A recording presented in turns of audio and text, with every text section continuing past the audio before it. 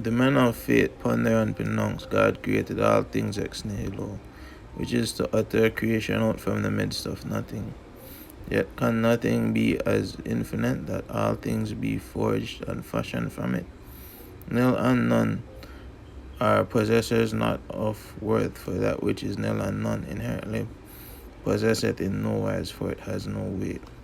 God creating all things from nil is an utterance that defeats its own wisdom, for nil plus none is equivalent to nothing. For can God make fashion a square that is yet a sphere?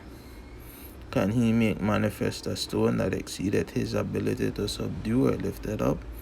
If in no wise can God do that which is illogical, by which power is creatio ex nihilo of the sentences of logic.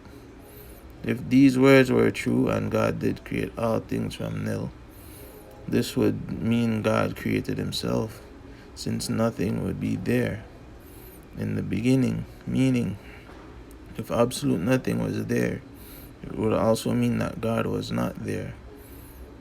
God is not created, he simply is. So what I mean is that God is a being. For God to be, he has to be comprised of something, that's matter. And that matter would have existed in a place, that's space, because matter cannot exist outside of space. And then there is time.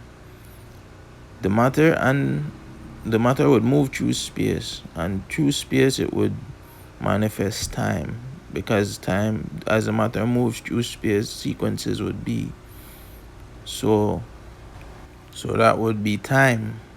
So by God simply existing, time, space, and matter are. So you can't say God created everything from nothing, because in of himself, he has all the matter, all the time, and all the space. So he can create anything, because in of his own self, him being infinite, he can create anything. Of such is an excerpt from my book, Charles Akar, Life Remembers by Andre Dawson.